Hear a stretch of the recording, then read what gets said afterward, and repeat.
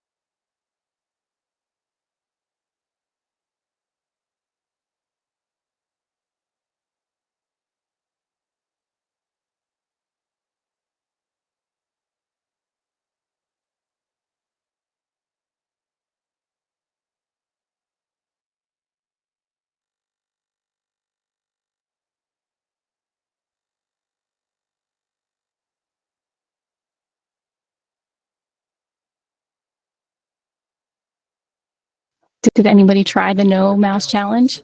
Anybody have success navigating a website with a keyboard? Some thumbs up. I had better success than I thought I would. All right. It's good to hear. So I just wanted to start off the session with the no mouse challenge as you were waiting, as a reminder that people with disabilities use a variety of tools and techniques for using the computer and accessing the web. So we do have students out there that are accessing devices without a mouse. So it's just a good reminder that we are dependent on people who create digital content from websites, Word docs, PDFs, video, audio resources to create these materials in ways that are accessible. If you're not able to access that site, whatever you were working on with the No Mouse Challenge, goes back to design. So that's going to be a big part of the conversation that we have today. Okay, so let me officially welcome you to my session, Mirror, Mirror on the Screen, Reflecting Accessibility in Instructional Applications. My name is Morgan Thompson, and I'm an academic specialist in the Instructional Technology Office. And I would also like to shout out the wonderful Stacy Phillips from Fort Smallwood Elementary, who is helping us out today. She will be in the chat, and she will also be able to drop our session attendance link at the end. Just as a few housekeeping items, you've probably heard this in other sessions as well, we do have closed captioning available within Google Meet, so feel free to access that. It is between your video and your reaction button. And then, like I mentioned, the Google form for attendance will be linked in the chat at the end of the session. And because this is the last session of the day, after our time together, I do want to remind you we are meeting one final time whole group at the conclusion of this session. So after you're done with me, you will be going back whole group to close out and for the final evaluation. So without further ado, let's get this party started. Okay, our agenda. I'm very excited to talk to you today about the significance of accessibility as it relates to the work that we do in AACPS, as well as getting to the impact it has on our students and staff and what accessibility features are built into that your schools might already be using. However, if you have questions or curiosities throughout the session, feel free to ask along the way. This will primarily be a conversation-based session. I will do some demo towards the end, but really a relaxed setting. So feel free to put questions in the chat, unmute if there's something you want to talk about. Okay, I want to pause for a minute to give you time to look at the image on your screen. looking at equality, equity, and accessibility. And I really want you to think about what is your interpretation of these three scenarios as it relates to lesson design and digital resources.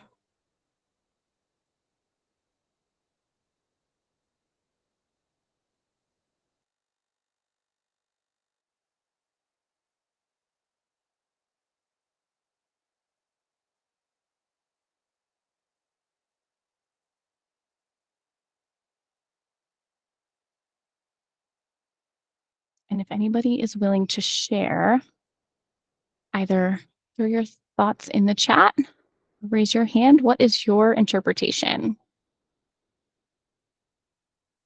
Seeing some good thoughts in the chat. Everyone should have the resources needed to be successful. Equal does not necessarily equate to equitable.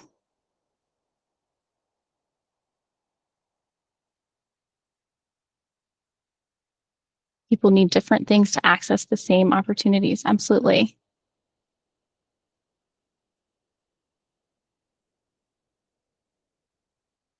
People require different accommodations to get on a level playing field. Yep.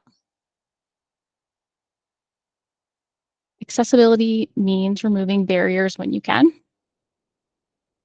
All right, thank you all so much for that feedback. So just as a recap of what I read in the chat and just touching on some of my thoughts of the image as well, we will never eliminate all barriers. However, we can lessen the impact of these barriers by ensuring to utilize accessibility, universal design for learning in our lesson design and our digital resources for learners. So we are going to unpack that a little bit.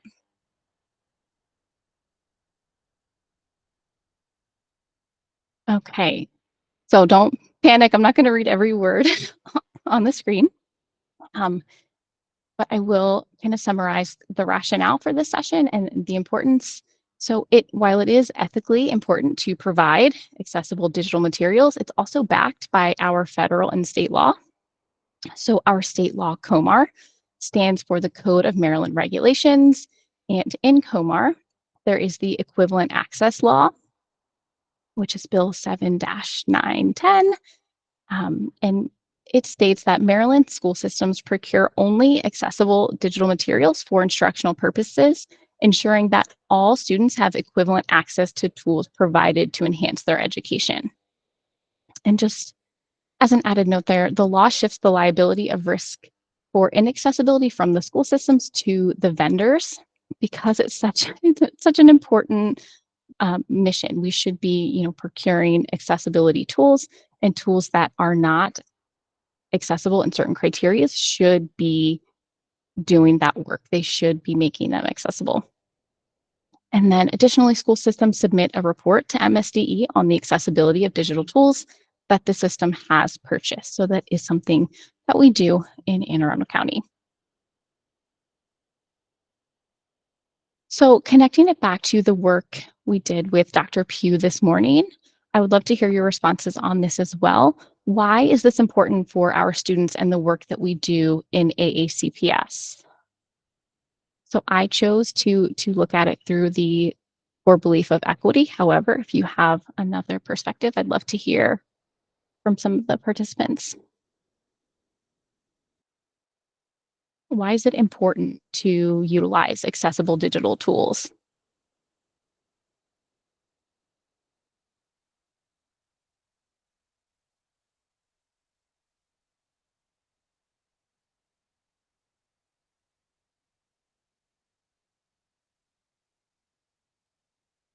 I think Hope may have mentioned this for the image that we looked at, but this is really relevant to our core belief in equity as well. Making something accessible allows students and people to be able to experience content. And Hope, I see you raise your hand. Did you want to come off mute and share that as well? I was just gonna say, like, I think, with making things accessible, we're allowing all of our students to be able to, reach their full potential and have access and to be able to connect with others and the material so that, we can help them, become what they would like to be, further on, in life. Absolutely. Thank you. I'm trying to skim some of the responses from the chat as well. Madison mentioned removing barriers. That's absolutely aligned with our core belief of equity, eliminating obstacles to accessing educational opportunities and academic success. Mr. Morrow, ensuring that all of our students are able to access the content. Yep. Accessibility will allow us to fulfill the mission of belong, grow, succeed. And accessibility allows you to participate in the other standards, collaborating, being future ready, absolutely tying it back to our portrait of a graduate. Equity is critical to the goal of increasing WIDA scores. That's a great perspective to add as well. So I think is a quick summary of what I'm reading in the chat. So thank you all, first of all, for your contribution there. We want to ensure that we are at the district level procuring accessible materials, but also within our lesson design, looking to remove learning barriers, which many of you mentioned. So we're really focusing on providing learning opportunities for all of our students.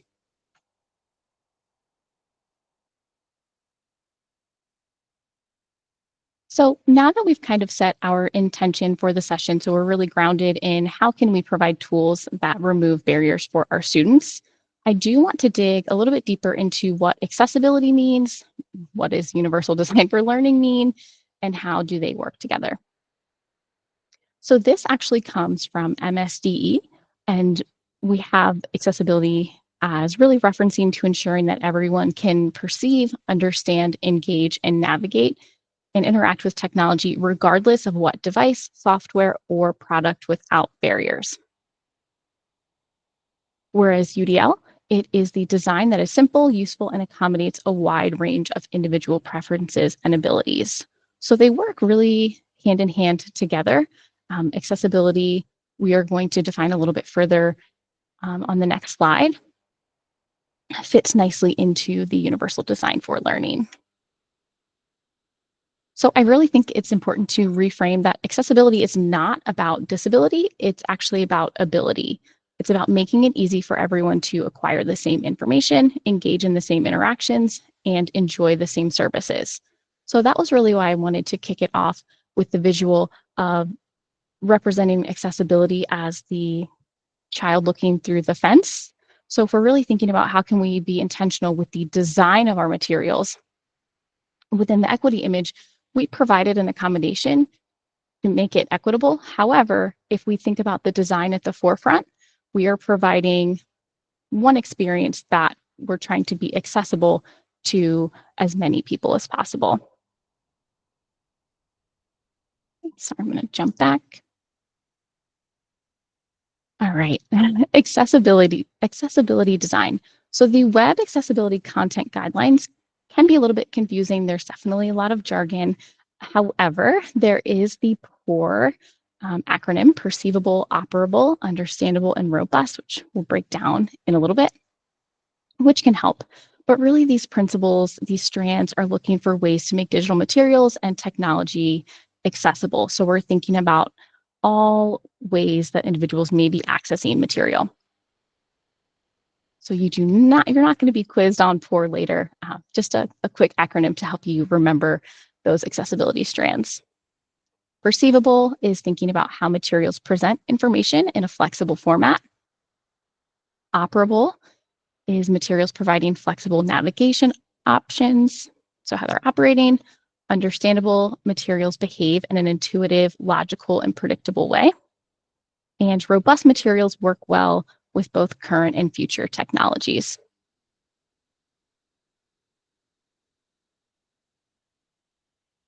Okay, selecting accessible materials.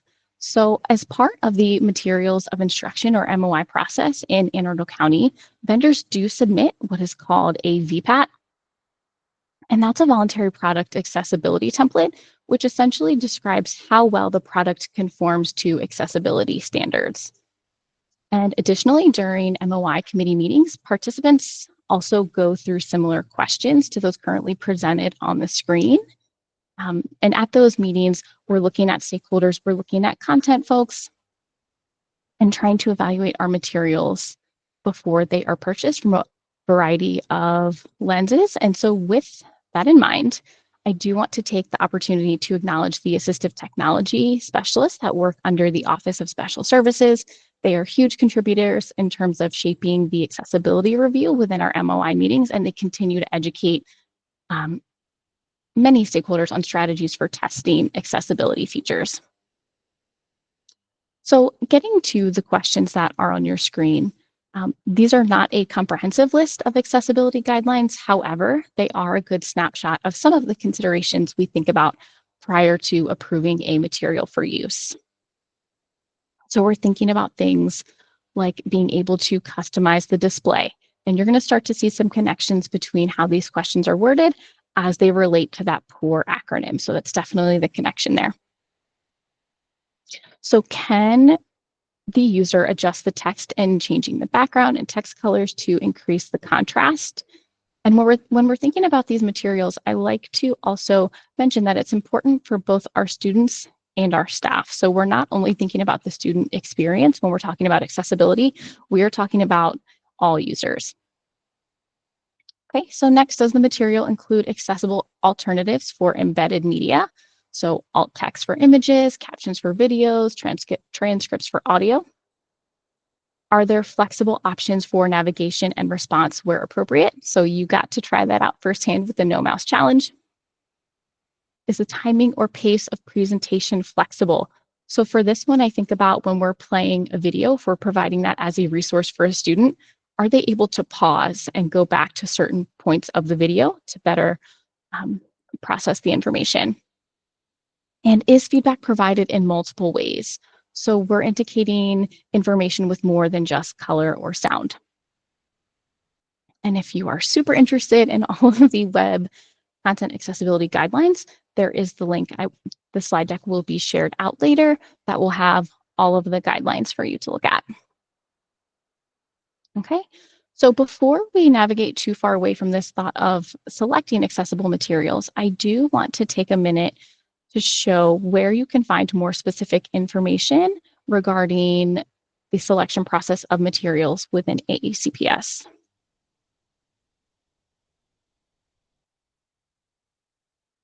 So from ClassLink, there should be a purple folder on everybody's ClassLink page, and that is the review and evaluation site. From there, you're going to see two options. I have a third as an admin. You have the review and evaluation information. It is an informational site.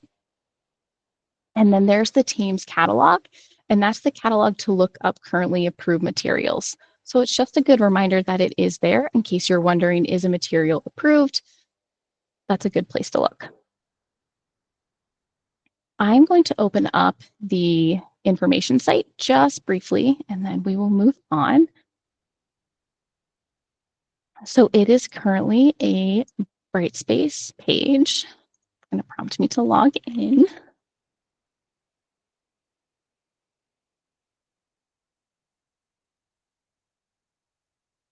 Okay, so when you access that information page, you may have to enroll in this course if you have not yet done so, but it is a resource that is available to all staff. And it's just a good reminder of the philosophy that we take when approaching potentially approving materials within the district. And I also wanted to bring us here to point out the accessibility considerations link that's right on the homepage. That was done by the assistive technology team, as I mentioned, and they provide a great overview of testing out some of those accessibility features that we looked at in the POUR acronym. So that's a great resource to check out.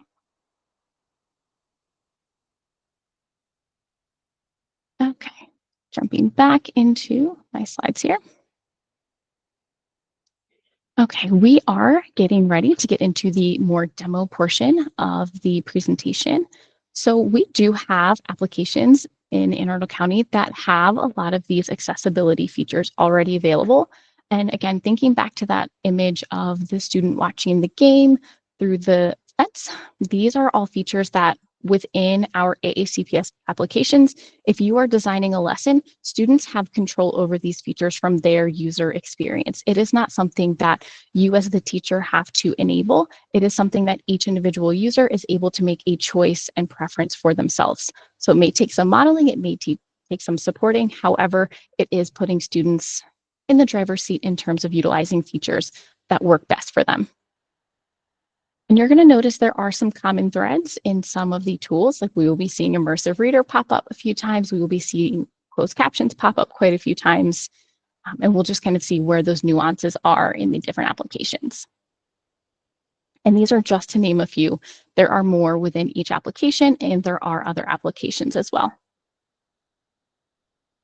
Okay, we will start with Discovery Ed.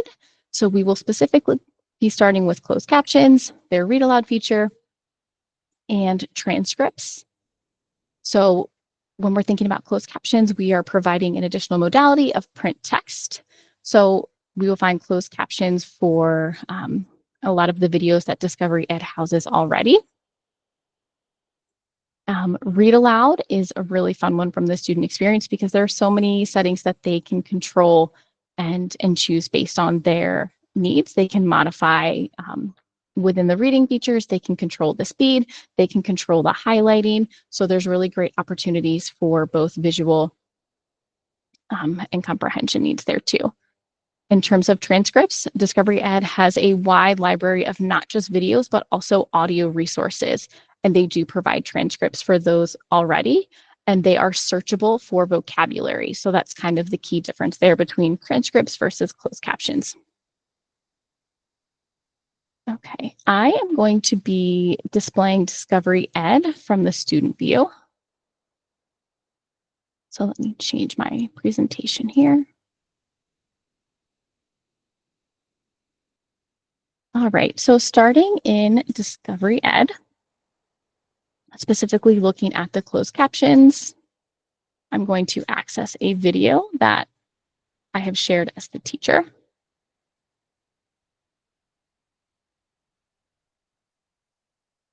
And unfortunately, you won't be able to hear any audio as I'm sharing this screen. Or maybe, oh, okay. So within the video, and this is pretty standard in most video settings, however, we do need to point it out for our students. The closed caption optioning is in the bottom right corner, and that's where they get their caption settings. So as a teacher, if you are presenting something whole group, you may choose to go ahead and turn on closed captions while you are presenting the video whole group to your students.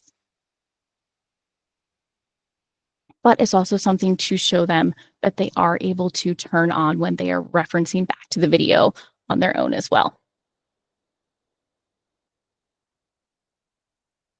Okay, so from transcripts, let me get back to my homepage here. We're going to spend a little bit more time in the read aloud feature. There's a little bit more at the student level that they can customize on their own. So this is a reading passage that I have assigned. And from the student view, there are quite a few options, just starting with the basics. There's the listen feature, that's that read aloud. And it will take a moment. And it is going to read, and I can customize those highlighting settings. So currently it's reading whole sentence, but there's dual highlighting. So it'll highlight the whole sentence and it will further highlight individual words for students as they're tracking. Students can also customize the rate of speech. And this is very similar functionality to if you've used read and write, the play, pause. On the left-hand side, oops, I think I'm too far zoomed. There we go. Okay, so there is a little drop-down arrow here that presents another toolbar, and just underneath that, I have my settings, and this is where the student, again, this takes some practice, some modeling, some teaching, that students can change these if needed. So under my general settings, I can change the reading speed. So I can make it slower if I'd like to, or fast.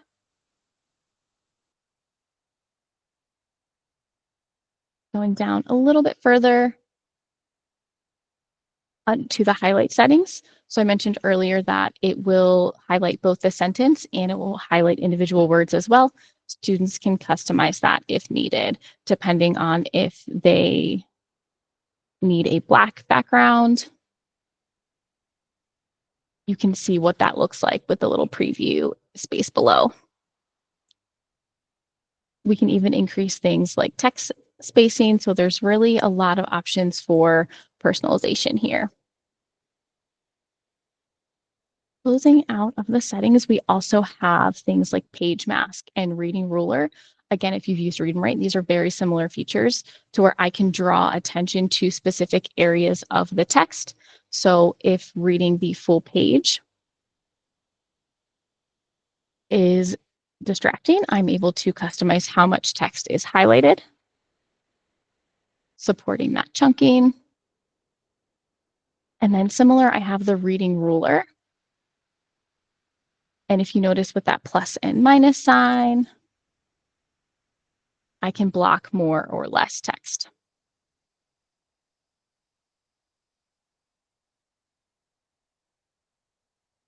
Okay, I'm going to pause there for a second before I get to the next portion of DE. Any questions on the read aloud? I know the closed captions we may have more familiarity with, but the read aloud may be a new feature for some.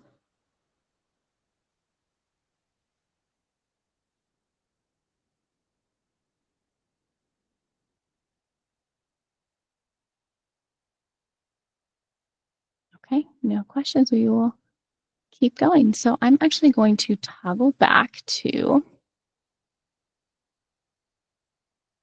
come on, slowing down towards the end of the day.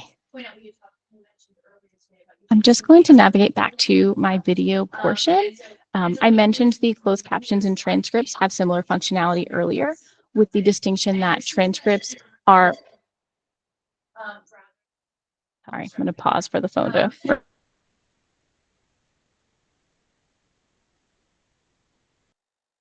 Okay, there we go. So I mentioned that the transcripts are searchable for vocabulary.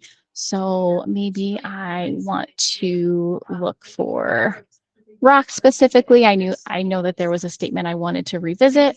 I can also get the timestamp associated with that. Okay, so that was DE, closed captions, read aloud, transcripts. Again, we will see some overlapping features in some of our other sessions. I'm sorry, other applications. So next up, we are going to jump into Lumio, looking at the immersive reader, instructional audio, and student pacing.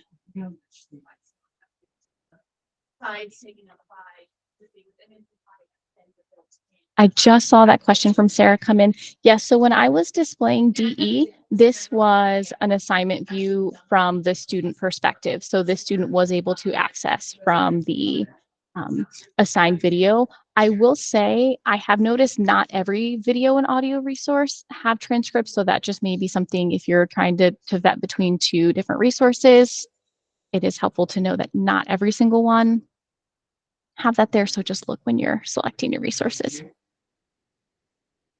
All right. Lumio, immersive reader, instructional audio, and student pacing. So hopefully you attended one of the LMS information sessions earlier. Jamie did a great demo of the immersive reader, and that is a feature that is available in quite a few of our instructional applications. So I will point out where that is when we look at Lumio and Nearpod. But Jamie really did, a great overview of some of those features. It is built into some of our instructional applications, and it provides the ability to have the text read aloud, translated into the preferred language. I will say it only functions with text. So for things like Lumio, we have to think about it's always a great feature to pull in our Google Slides. However, if we are just using the functionality where our Google slide is brought in as an image, the immersive reader would not work on text that it perceives as an image. Okay, instructional audio. This is where you, as the instructor, are able to pre-record audio that you have attached to slides within your Lumio presentation. And it's a great way to have text read aloud to support early readers and English language learners. It's also great for providing explanations and instructions to accompany any lesson, page, or activity. And really great when your students are accessing work at student pace mode, which is the next feature we will review.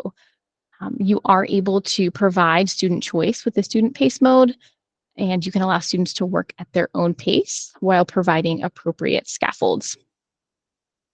All right, jumping back into my student view here, navigating to Lumio. So right now you are seeing one of these student paced mode lessons that I have. So again, as the student view, I'm able to navigate at my own pace. And this is where it's helpful to have things like immersive reader and your instructional audio there for when students do not have you right next to them to ask you additional questions or for support. We're really empowering our students to utilize tools in our applications. So starting with the immersive reader, it is on the left hand side of our navigation bar here. And when I initially click it, I'm able to see everything that it recognizes as text within this page. So I am able to have my information chunked. So I would be reading one bit of information at a time. So that's something to also think about as you are designing your pages or your lessons within Lumio. If you want it to be, you know, more comprehensive in terms of building out a paragraph or another activity versus how I have all of these individual text boxes spread out across the page. So how much text do you want your students accessing at one time? Once I'm in a specific selection using the immersive reader, I do have text preferences, I have grammar options, and reading preferences. So you're gonna, again, notice some common threads as we're looking at some of these tools where I can customize the contrast, so black background with white text. And there's even more colors that may be more distracting, but it is helpful to let students choose what is most beneficial to them. Text size, and then down towards the bottom, we can obviously have it, our text read. Grammar options are really cool if you're interested in digging into that. That is not my focus of the session today, but it is a really neat feature. And reading preferences, that's where you're looking at, similar to our page mask or our ruler that we looked at just a bit ago in DE. It's similar to that idea of chunking and only displaying certain text at a time. So how much do we want visible there? Okay, getting back out into my student paced page here, my instructional audio.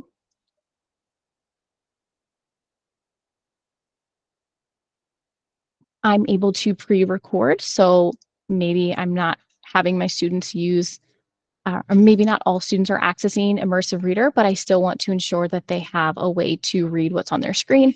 That's a great way to provide directions or to clarify images. Really a lot of flexibility and super easy to use. Okay. Last but not least, within Lumio, I mentioned the student pacing. That is something that you would set at the teacher level. So let me open that up really quickly.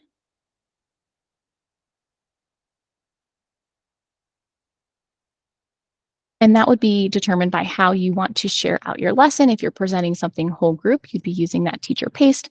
However, you are also able to share student paced at a later time.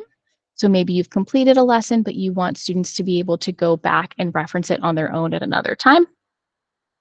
You can do that. You have that flexibility. So now I am in the teacher view. So you'll see I have a little bit more access in that teacher view.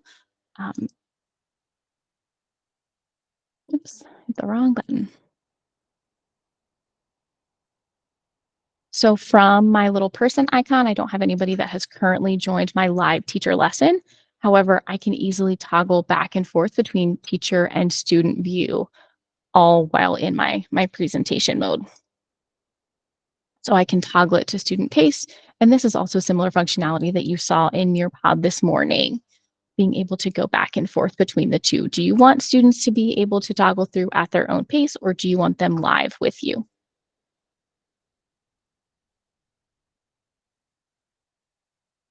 Okay, so that was Lumio.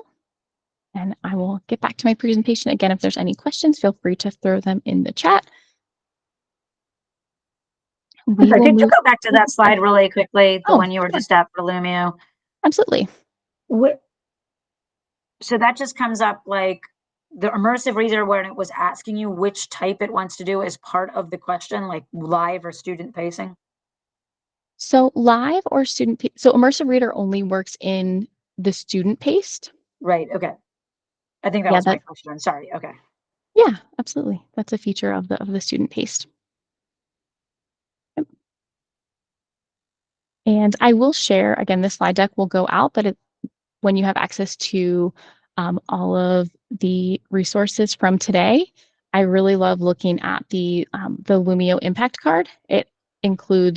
It really dives into why accessibility is so important. And again, it has that great breakdown of some of those accessibility features within Lumio.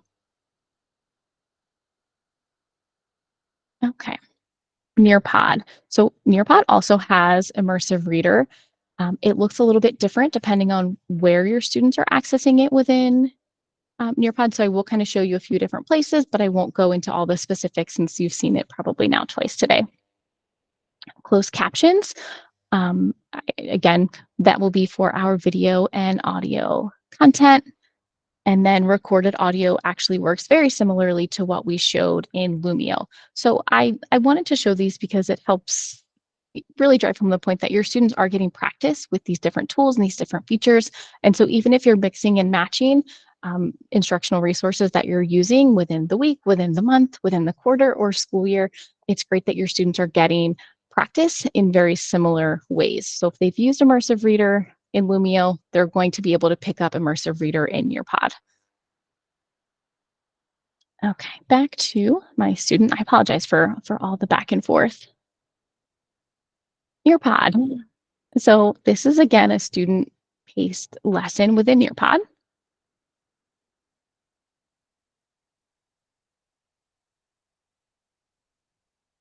Okay, so it's maybe not quite as obvious within Nearpod, but I do have instructional audio recorded on this slide because if you notice the difference in the way that this slide is presenting, this is not recognizable text. So this is not something that an immersive reader would function with.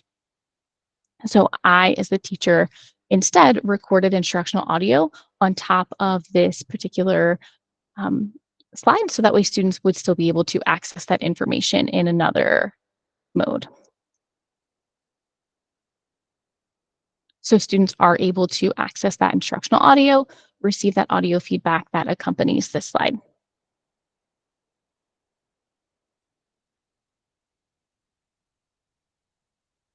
Okay. So here we have a video. So we know that typically our closed captions are in that bottom right-hand corner near our settings. I also like to point out the playback speed because that can help if students need to maybe play the video a little bit slower. And that's an option that they can play with as well. But then I also wanted to point out what Immersive Reader looks like within a quiz, because that's something a little unique to Nearpod here with this interactive video. Get to my question. Okay, so it's really small on your screen. I can zoom in a little bit here. So on the right-hand corner, the symbol for Immersive Reader is consistent. So whether they are in Lumio or Nearpod, that symbol for Immersive Reader is the same. It's just a matter of where it shows up. So within our interactive quiz, I like to point out students do still have access to Immersive Reader and can take advantage of those features, even with something like a multiple choice question. So they're able to open up that Immersive Reader and it functions the same. So they will have to navigate between Immersive Reader and back to make their selection, but it is a feature that is available even in those interactive quizzes.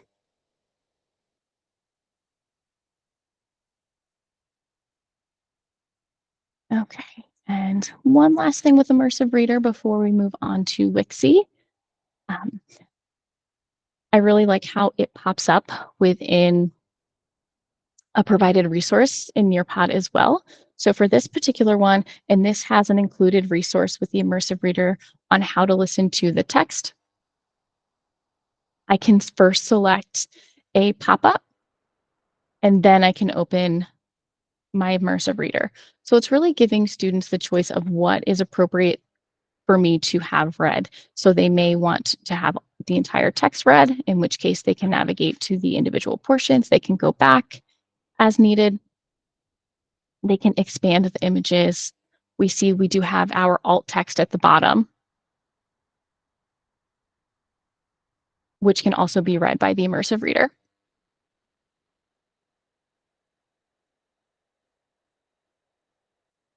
So just a few different ways to see how that Immersive Reader presents in different applications.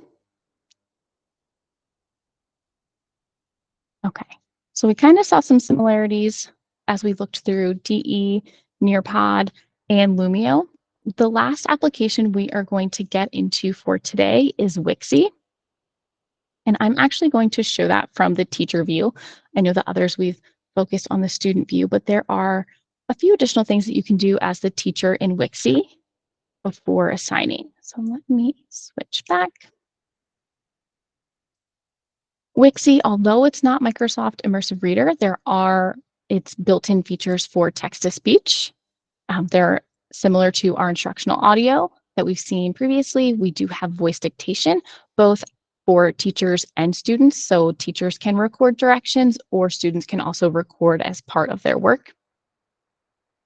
And then the one specific thing from the teacher view I wanted to show is that you can edit the alt text. So if we're thinking about how something will be read aloud, with things like text-to-speech, it's important that it is going to read what we want it to. And I'm going to show an example of that.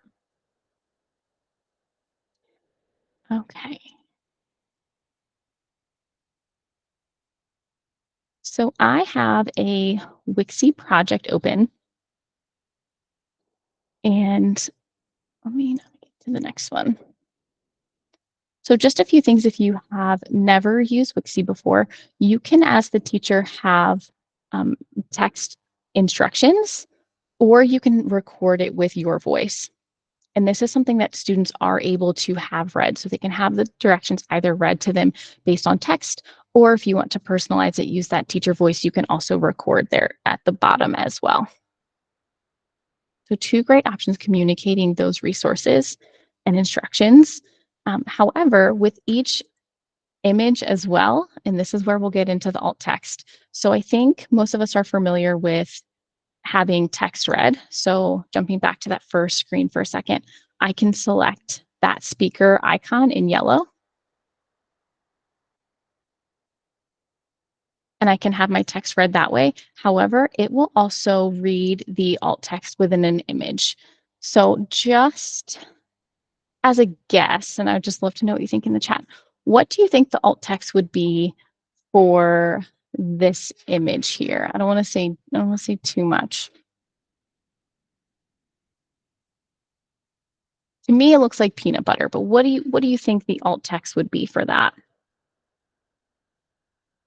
Honey, jar, brown jar, right? And this activity is focusing on beginning sounds. So this is pretty important that if they're listening for that beginning sound, that it says what we want it to.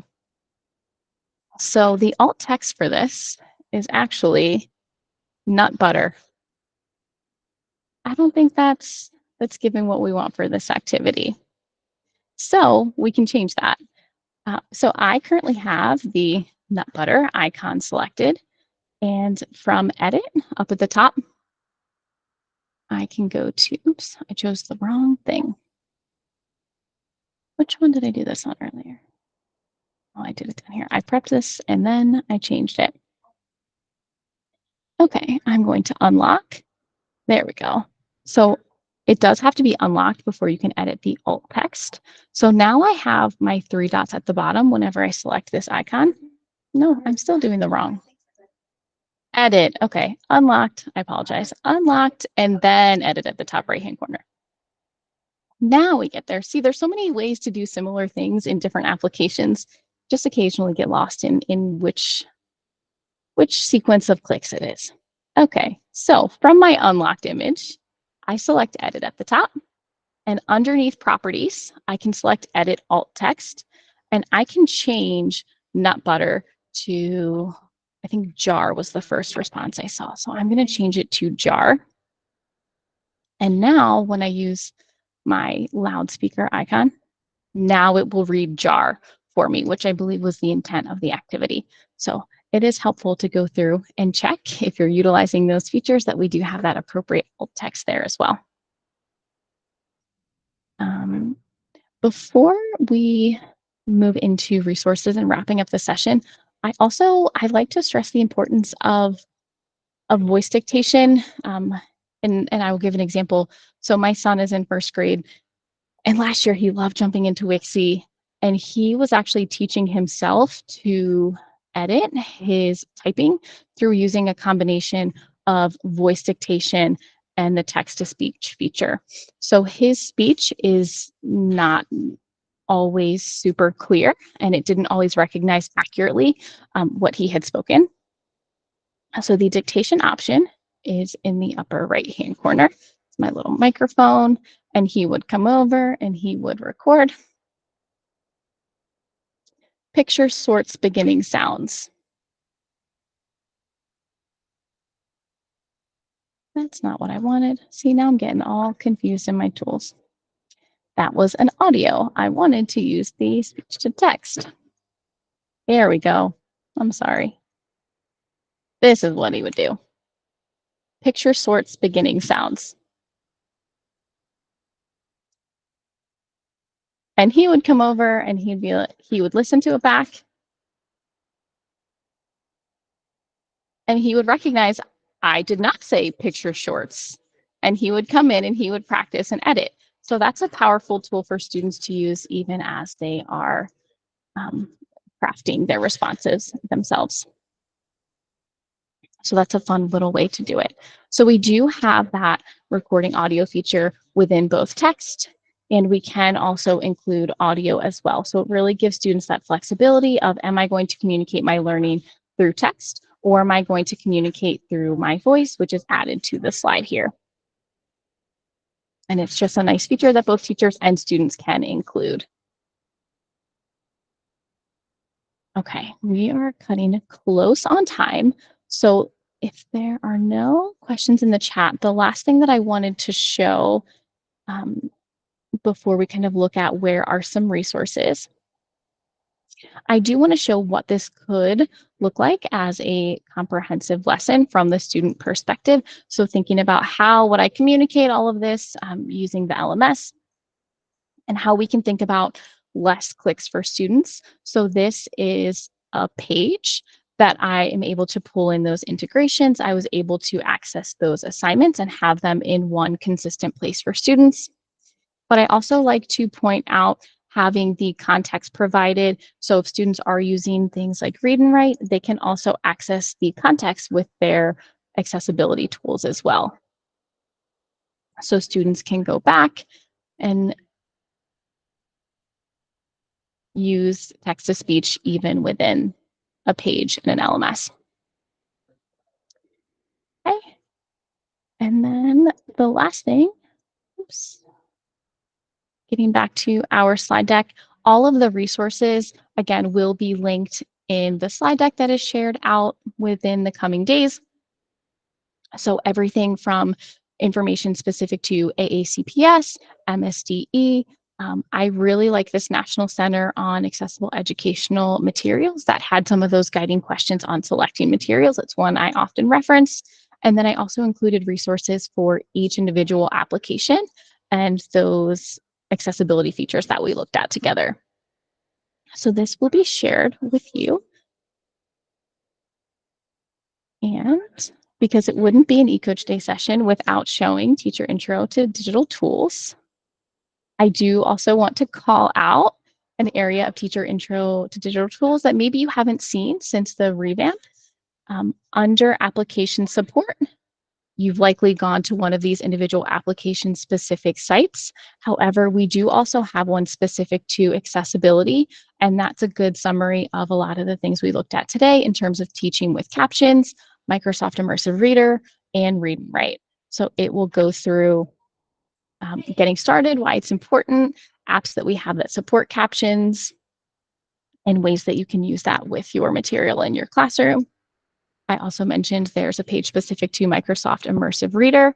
So that will provide you a deep dive if you are interested in all things Microsoft Immersive Reader, from the text preferences, the picture dictionary we didn't even get to look at.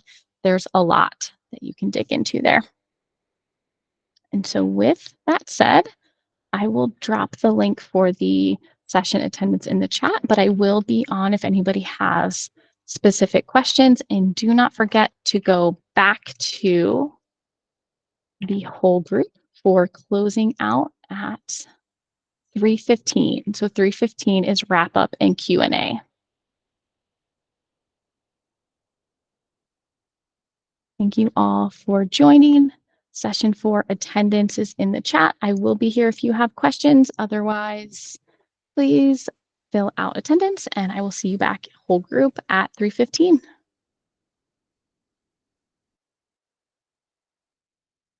I did have a question for you at the very beginning of the session. You were showing us on ClassLink the